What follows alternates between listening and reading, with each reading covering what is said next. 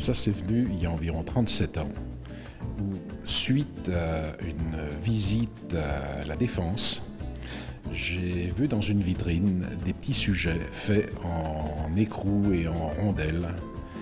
Et suite à cela, en rentrant à la maison, j'ai décidé d'essayer de faire quelque chose. Mais je ne parlais pas art, évidemment, je ne parlais pas sculpture, je parlais simplement figurine.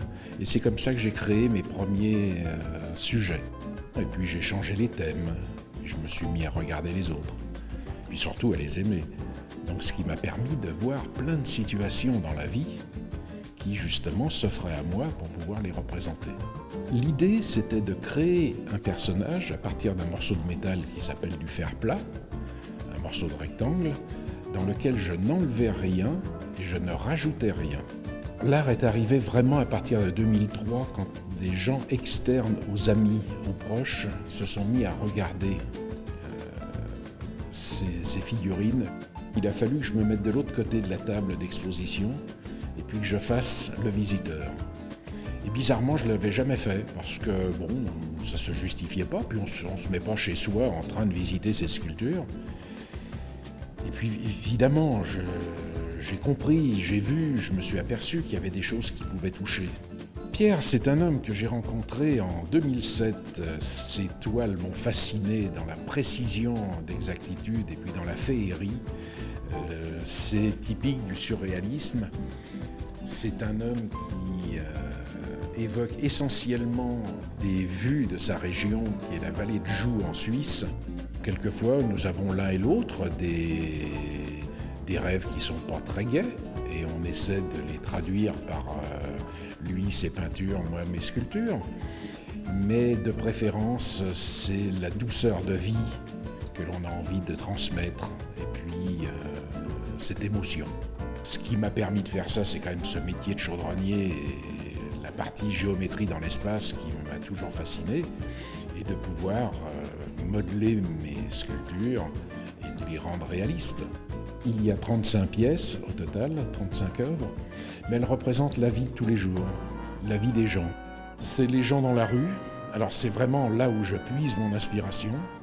Je me suis même acheté un petit appareil photo avec un grand zoom pour pas qu'ils me voient les prendre, mais le but c'est pas de les diffuser, c'est surtout d'utiliser leur attitude et de mémoriser, puisque maintenant ça évite de prendre un crayon et de dessiner.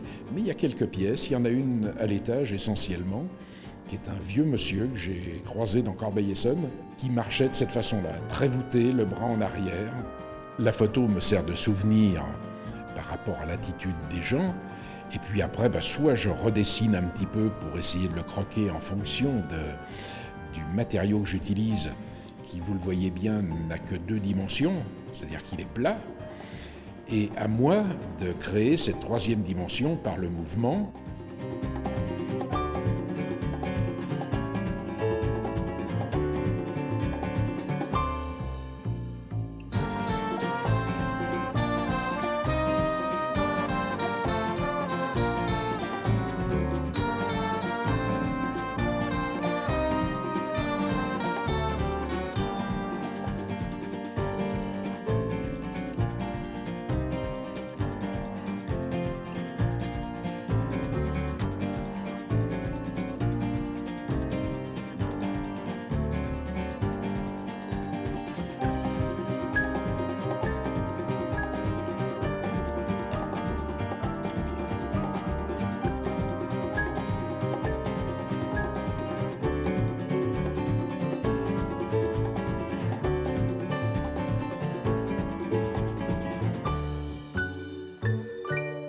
Je vais préférer évidemment ceux qui ont aimé, mais ceux qui n'aiment pas ne me dérangent pas, bien au contraire, parce que je suis curieux de savoir qu'est-ce qui fait que les gens n'aiment pas, parce que je n'ai pas voulu montrer d'agressivité, donc je trouve toujours un peu dommage que les gens ne soient pas sensibles à ce que j'ai voulu représenter.